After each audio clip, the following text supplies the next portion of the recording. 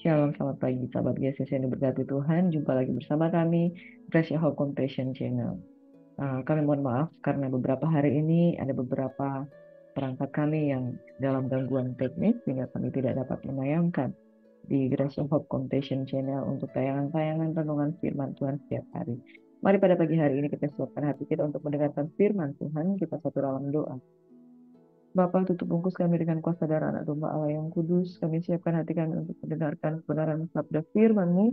Engkaulah kekuatan dalam kehidupan kami, yang memberikan kami iman, yang memberikan kami pengharapan, yang memberikan kami kasih karunia, sehingga kami dapat merendahkan diri kami, takut tunduk pada kebenaran firman-Mu dan melakukan ketetapan-Mu. Kami rindu belajar firman-Mu, sehingga kami diberikan kekuatan baru untuk menjadi lebih daripada pemenang. Dalam nama Yesus dengan kami bersyukur. Haleluya. Amin. Sahabat GSS yang diberkati oleh Tuhan Yesus Kristus, the Lord bless you and keep you. The Lord give you strength and give you peace. Di dalam segala hal, berkat Tuhan disediakan bagi kita. Tapi satu hal bahwa berkat Tuhan ternyata adalah sebuah pilihan.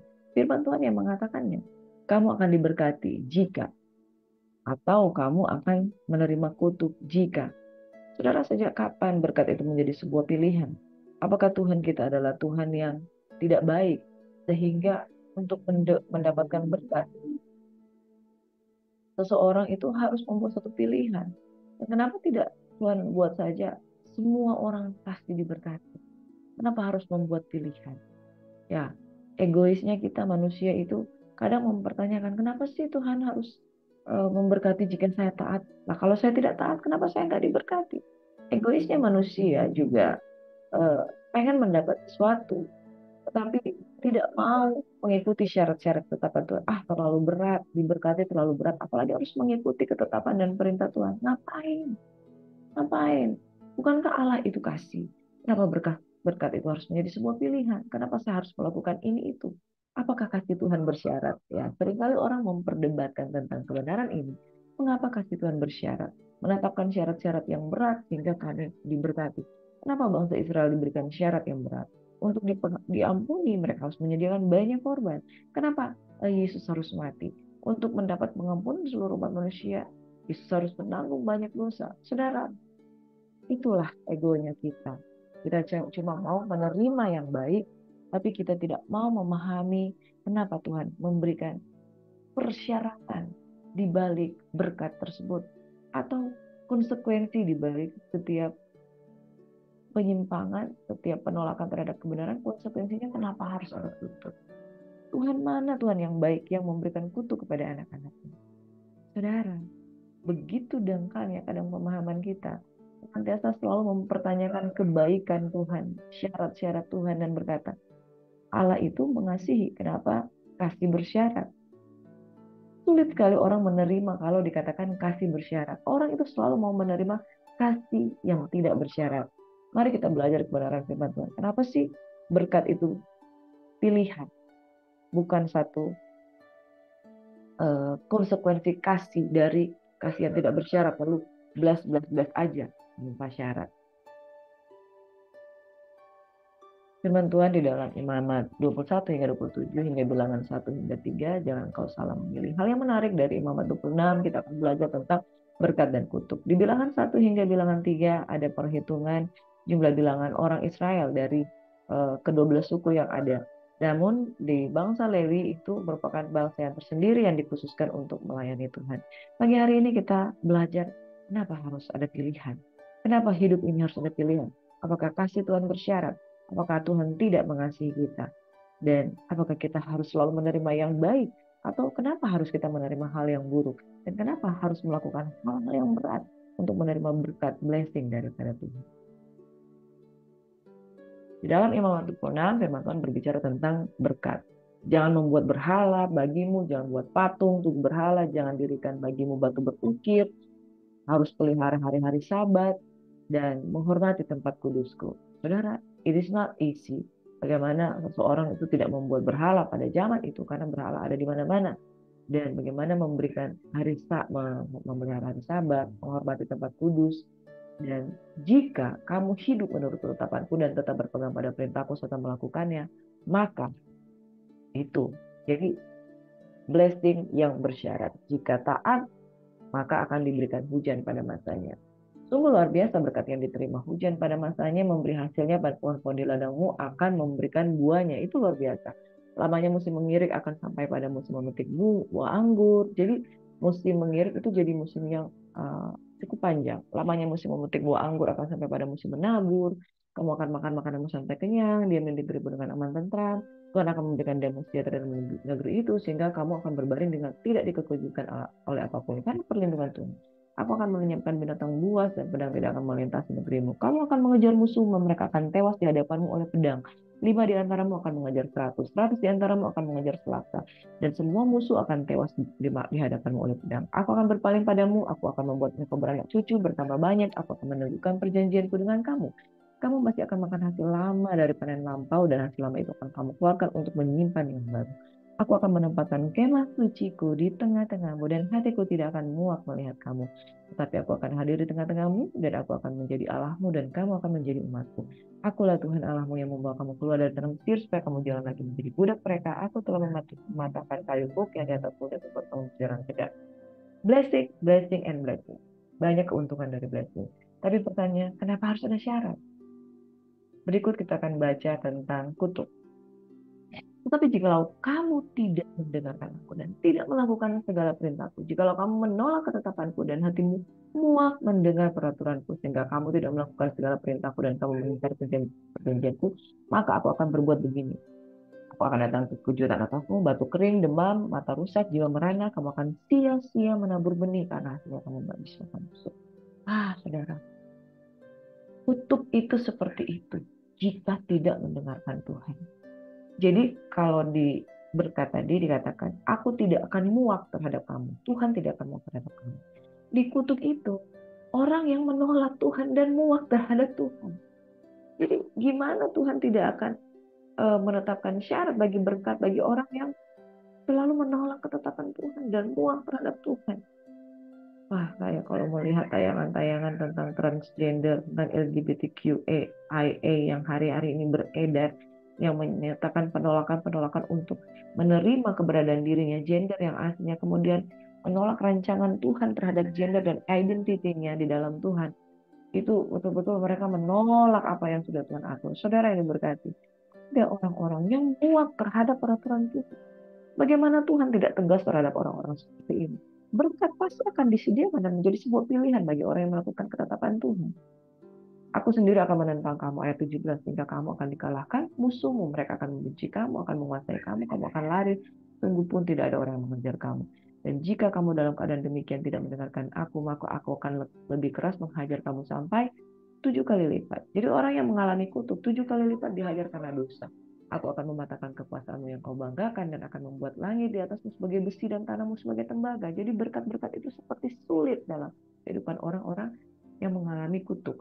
Maka tenagamu akan habis dengan sia-sia, tanahmu tidak akan memberi hasil, pohon-pohon di tanah tidak akan memberi buah. Jika hidupmu tetap udah semua nih, tapi masih tetap bertentangan dengan aku dan kamu tidak mau mendengarkan aku, maka aku akan menambah hukuman atasmu sampai 7 kali lipat setimpal dengan dosamu. Reward and punishment. Orang yang taat diberkati.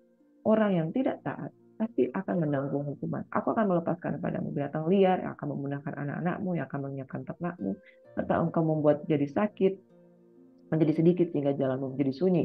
Jika kamu dalam keadaan yang demikian tidak mau ku ajar dan hidupmu tetap bertentangan dengan aku pun akan bertindak melawan kamu dan aku sendiri akan menghukum kamu 7 kali lipat sama dosamu. Aku akan mendatangkan ke atasmu suatu pedang dan akan melakukan pembalasan oleh karena perjanjian itu. Bila kamu berkumpul kelak di kota-kotamu, aku akan melepaskan penyakit sampar di tengah-tengahmu dan kamu akan diserahkan ke dalam tangan musuh. Jika aku memusnahkan persediaan makananmu, maka 10 perempuan akan membakar roti di dalam satu pembakaran. Mereka akan mengembalikan roti menurut timbangan tertentu kamu akan makan, tetapi tidak menjadi kenyang. Saudara, blessing and curse. Tuhan datang supaya kita bebas dari kutuk. Amin. Semua kutuk ini tersedia bagi orang yang tidak taat. Sekali lagi, apakah kasih Tuhan bersyarat? Why this is happening? Manusia mempunyai pilihan mau ke jalan yang baik atau jalan yang buruk. Pada akhirnya pilihan itu akan membuat dia menuju pada berkat atau kutuk. Sejak kapan sih berkat menjadi sebuah pilihan? Nah, sejak kapan berkat menjadi sebuah syarat, ketetapan? Bukankah Allah adalah kasih? Ini nih jawabannya. Sejak awal sebetulnya tidak ada opsi apakah manusia akan diberkati atau menerima kutuk. Sejak awal penciptaan, kalau saudara baca di dalam Kejadian 1 ayat 26 hingga 28, rancangan Tuhan is the best, is the greatest, is the holiest, and the goodness of God itu ada di sana. Bahwa tidak ada syarat untuk sebuah berkat. Berfirmanlah Allah, baiklah kita menjadikan manusia menurut gambar dan rupa kita, supaya mereka berkuasa atas ikan di laut, dan burung-burung di udara, dan atas ternak, dan di atas seluruh bumi, dan atas segala binatang melata yang merayap di bumi. Tidak ada jika mereka melakukan ketetapanku ini, dan itu. Hanya sebuah tujuan penciptaan dengan satu kebaikan untuk menjadikan manusia itu segambar dan serupa Allah. Dan supaya mereka berkuasa. Tidak ada syarat-syarat untuk berkuasa. Tidak ada syarat-syarat untuk menerima berkat. Sejak awal tidak ada pilihan apakah kamu akan diberkati atau dikutuk. Ayat ke-27, sesuai dengan rancangan blueprintnya dia ciptakan manusia itu. Gambarnya sesuai. Yang diciptakan kepada manusia ini gambarnya sesuai dengan gambar. Dia menjadi gambar Allah. Gambaran Allah itu bukan cuma laki-laki, bukan cuma perempuan, tapi laki-laki dan perempuan. Makanya transgender, LGBTQIA++, hari ini saya mau katakan bertobat. Tuhan cuma menciptakan dua gender, laki-laki dan perempuan. Dan kedua gender ini akan menunjukkan keilahian Tuhan. Gambarnya Tuhan. Gambar Tuhan bukan cuma ada pada laki-laki. Gambar Tuhan bukan cuma ada pada perempuan. Tapi di dalam keduanya sehingga menjadi satu dan sempurna gambaran Tuhan. Tidak ada sebuah persyaratan untuk berkat. Ayat ke-28, Allah memberkati kita. Langsung diberkati. Lalu Allah berfirman, ini berkat sudah ada sama kamu. Berkat yang ada untuk beranak cucu, bertambah banyak, memenuhi bumi, menaklukkan bumi, berkuasa atas ikan di laut, burung di udara, dan segala binatang yang merayap di bumi. Tidak ada sebuah syarat untuk berkat. Baik jasmani, rohani, baik maupun juga berkat untuk berkuasa di atas seluruh bumi. Dikatakan berkat untuk berkuasa, artinya semua berkat untuk berkuasa itu dikasih sama dia. Nah, hal ini menjadi perubahan ketika manusia jatuh dalam dosa. Yang kedua, Kejadian 2 ayat 15 hingga 17, Kejadian 3 ayat 4 hingga 6. Di dalam Kejadian 15, 2 ayat 15 sampai 16, Tuhan sudah menciptakan manusia untuk ditempatkan di Taman Eden untuk mengusahakan dan memelihara taman itu. Taman itu bukan sembarang taman, saudara.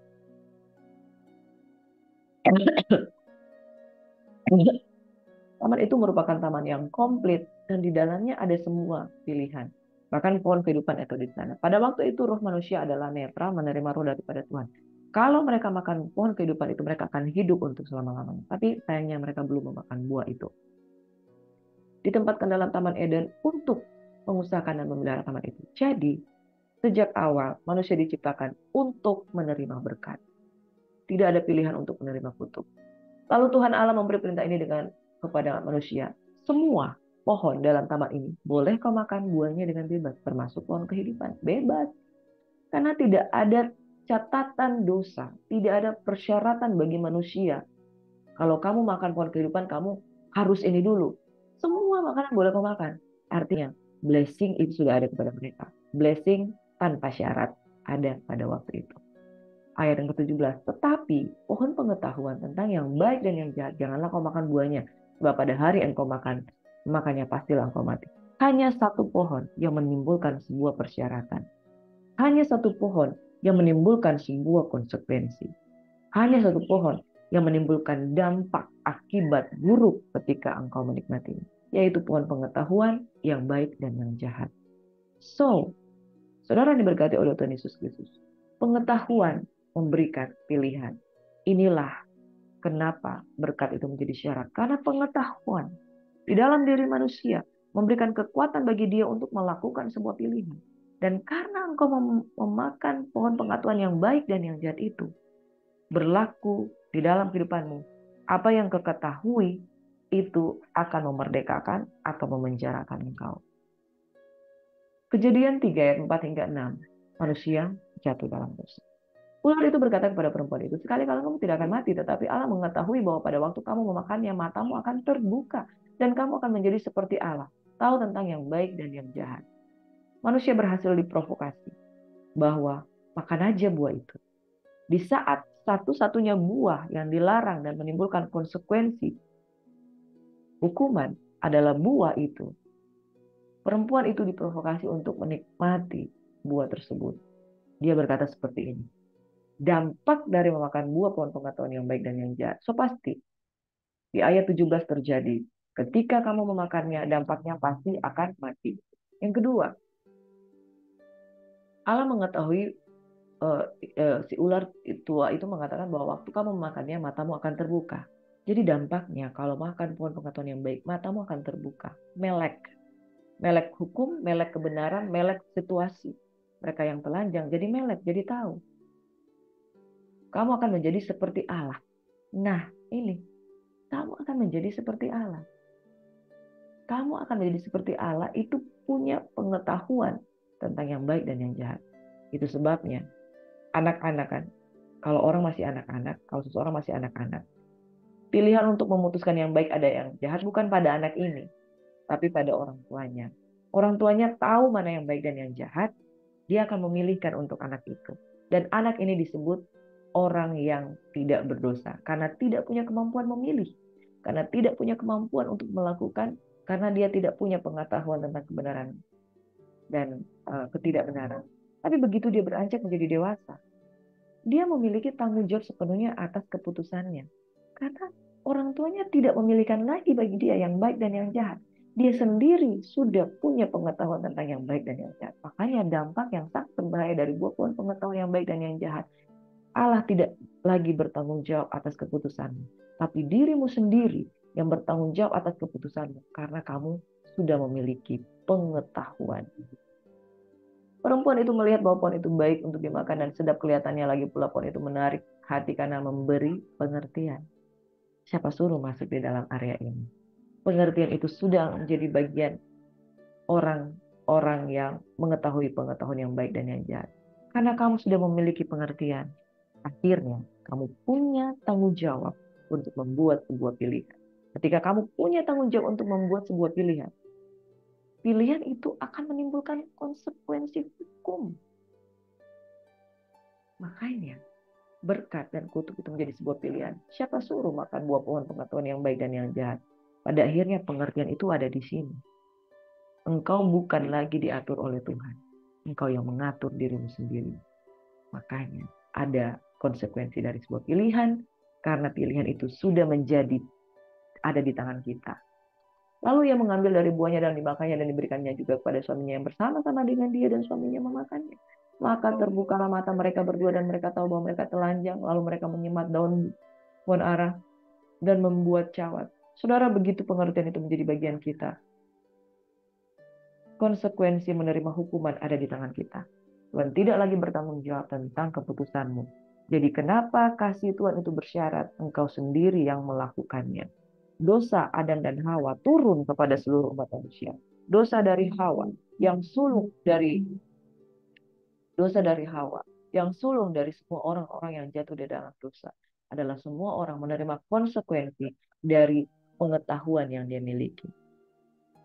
Yang ketiga, pilihan berkat atau kutuk itu terjadi setelah mereka jatuh dalam dosa, yaitu makan buah pohon pengetahuan yang baik dan yang jahat. Jadi urut-urutannya jatuh dalam dosa karena makan. Nah, setelah makan itu terjadilah pilihan berkat atau kutuk, karena pengetahuan itu sudah ada di sini. Setelah mereka makan buah pengetahuan yang baik dan yang jahat. Akibatnya, Kejadian 3 ayat 16 hingga ayat 19. Firman-Nya kepada perempuan itu, susah payahmu waktu mengandung, kubuat sangat banyak, dengan kesakitan engkau akan melahirkan anak, namun engkau akan birahi terhadap suamimu dan dia akan berkuasa atasmu. Dampak dari pengetahuan mulai menimbulkan konsekuensi, karena itu sudah menjadi tanggung jawab pribadi.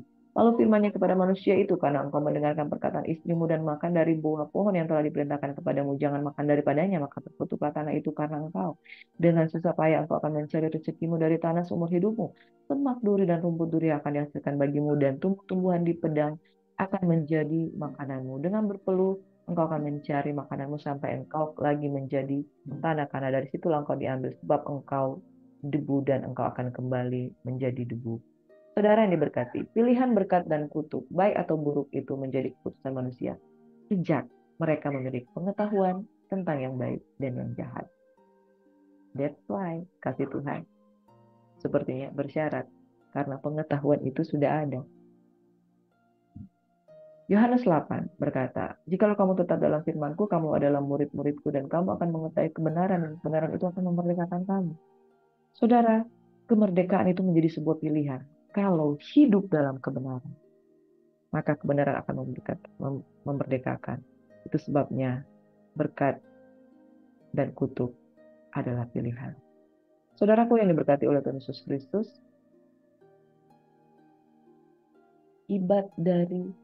dampak dari kejatuhan dan pengetahuan yang baik dan yang jahat, orang jadi bekerja keras, hidup di bawah kutuk. Tapi Tuhan Yesus datang untuk memberikan hidup dan hidup dalam segala kelimpahan. Sehingga pekerjaanmu pasti diberkati. Amin. Apakah Tuhan ingin kita dikutuk? No, saudara. Ulangan 11 ayat 26-8 memang Tuhan memberikan pilihan. Karena kita sudah makan buah pengetahuan yang baik dan yang jahat dari nenek moyang kita, Hawa dan Adam. Lihatlah, aku memperhadapkan padamu pada hari ini berkat dan kutuk. Berkat apabila kamu mendengarkan perintah Tuhan Allahmu yang kusampaikan pada hari ini. Dan kutuk jika kamu tidak mendengarkan perintah Tuhan Allahmu dan menyimpang dari jalan yang kuperintahkan kepadamu pada hari ini dengan mengikuti Allah lain yang tidak kamu kenal. Apakah Tuhan ingin kita dikutuk? Sebenarnya tidak, saudara. Berkat itu dan kutuk itu berhubungan dengan ketaatan. Makanya, karena pohon pengetahuan yang baik dan yang jahat, kita udah tahu baik dan yang buruk, pilihan itu menjadi bagian kita. Nah, kalau kita memilih berkat atau kutuk, itu kaitannya dengan ketaatan. Kaitannya dengan ketaatan. Kita diberkati, karena Tuhan lihat ketaatan kita untuk melakukan yang benar. Berkat atau kutuk itu berhubungan dengan free will, pilihan atau keputusan. Itu yang sudah saya bahas tadi panjang dan lebar. Pilihan itu ada karena kejatuhan di dalam manusia menerima pengetahuan. Pengetahuan itu ada di sini, tidak ada di tempat lain. Pengetahuan itu ada di sini, makanya engkau harus saring kebenaran itu. Kalau engkau menerima kebenaran, itulah yang memerdekakan. Berkat atau kutuk itu berhubungan dengan free will. Siapa suruh makan buah pohon pengetahuan yang baik dan yang jahat? Free will itu berlaku. Umat manusia menjadi orang yang diberikan kehendak bebas untuk melakukan apa yang dia mau, apa yang dia tidak mau, itu terserah saudara. Tapi akibat dari pohon pengetahuan yang baik dan yang jahat, keputusanmu harus engkau tanggungjawabkan sendiri. Bahaya dari free will, jika kau tidak mengetahui kebenaran, kau akan masuk di dalam penjara-penjara kehidupan. Yang ketiga, berkat atau kutuk berhubungan dengan reward and punishment. Amin. Ada ketaatan, ada reward, ada ketidaktaatan, ada punishment. Berkat dan kutuk juga berhubungan dengan siapa yang akan kita sembah. Nah, kalau saudara menyembah yang lain, minta sama dia. Tapi kalau saudara menyembah Tuhan, tentu saudara berhak untuk meminta berkat daripada Tuhan. Yang kelima, tanpa pengetahuan akan kebenaran, kita tidak akan merdeka ataupun diberkati. Nah, saudara, berkat atau kutuk, tergantung ini. Pengetahuan kita, knowledge. Salah seorang petinggi pembuat platform untuk handphone yang paling terkenal, alat-alat elektronik, iPhone. Dia punya logo, saudara tahu apa? Apple. Apple yang ada hole-nya. Itu sebenarnya lambang dari buah yang dimakan. Merek ini pendirinya adalah Steve Jobs. Kemudian dia meninggal dunia. Saya percaya bahwa Tuhan juga ingin membuktikan bahwa manusia yang mengejar pengetahuan lebih dari segalanya will not long last. Ya, saudara yang diberkati oleh Tuhan Yesus Kristus, saudara boleh mengejar pengetahuan. Tapi pengetahuan itu hanya untuk penuh-penuhin otak kita. Tapi pengetahuan tanpa kebenaran, saudara tidak akan merdeka. Kebenaran yang kau ketahui, Yohanes 8 ayat 32, itulah yang akan memerdekakan. Sia-sia saudara memenuhi dirimu dengan pengetahuan. Adam dan Hawa cuma memenuhi pengetahuannya sedikit, mereka harus langsung tahu mereka telanjang, yang akibatnya sangat buruk untuk kehidupan umat manusia. Tanpa pengetahuan akan kebenaran, kita tidak akan merdeka ataupun diberkati. Tuhan tidak ingin kita dikutuk. Tuhan memberikan kita konsekuensi dari pilihan karena kita sudah melanggar ketetapan Tuhan. Saudara, pilihlah berkat atau kutuk, pilihlah orang yang menjadi dimerdekakan dan bukan orang yang mengalami kutuk. Tuhan Yesus memberkati kita semuanya. Pilihlah berkat, maka engkau akan hidup. Engkau memilih kutuk, maka engkau akan mati. Saudara yang diberkati, Galatia ayat 13, ingat, Tuhan menyambut kita karena dia sudah menebus kita. Galatia 3 ayat 13, Kristus telah menebus kita dari kutuk hukum Taurat dengan jalan menjadi kutuk karena kita. Sebab ada tertulis, terkutuklah orang yang digantung pada kayu salib. Namun selama kita tidak percaya, kebenaran ini tidak akan memerdekakan. Ini kebenarannya, bahwa kutuk tidak lagi berkuasa atas kita. Bagi orang yang percaya kepada Tuhan, yang menyambut uluran tangan Tuhan, maka saudara akan terlepas dari semua kutuk yang ada. Ingat, pohon pengetahuan yang baik dan yang jahat membuat manusia hidup di tengah-tengah pilihan karena pengetahuan yang dia miliki. Dan pengetahuan yang Anda miliki, pilihlah itu dengan bertanggung jawab. Pilihlah kebenaran, maka engkau akan hidup. Pilihlah Yesus, maka kutuk tidak akan berkuasa atas engkau. Simpel, saudara. Karena kutuk itu pilihan saudara sendiri. Jangan memilih kutuk. Pilihlah hidup yang jelas. Gender juga kalau saudara pilih-pilih yang jelas. Hanya 2 pilihan, laki-laki atau perempuan. Saya harus menyuarakan ini karena saya melihat sudah banyak terjadi krisis identity di luar sana. Saudara ingin diberkati, pilihlah Yesus. Maka engkau akan hidup selama-lamanya. Tuhan memberkati kita pada pagi hari ini. Bapa di surga, Tuhan memberkati dan melindungi kami, Tuhan menyinari kami dengan wajah-Nya, memberikan kami kasih karunia Tuhan. Jauhkan daripada kebimbangan untuk menerima sabda firman-Mu, jauhkan daripada kebimbangan dan keraguan untuk mempelajari kebenaran dan kekuatan firman-Mu, supaya kami diberkati, supaya kami lebih lagi diberkati oleh Tuhan. Dalam nama Yesus kami sambut berkat-berkat yang spesial ini. Hanya dalam nama Yesus Tuhan kami berdoa mengucap syukur. Haleluya. Semua yang diberkati Tuhan. Semua yang diberkati Tuhan. Sama-sama katakan amin and God bless you. Shalom. Selamat menikmati kasih Tuhan.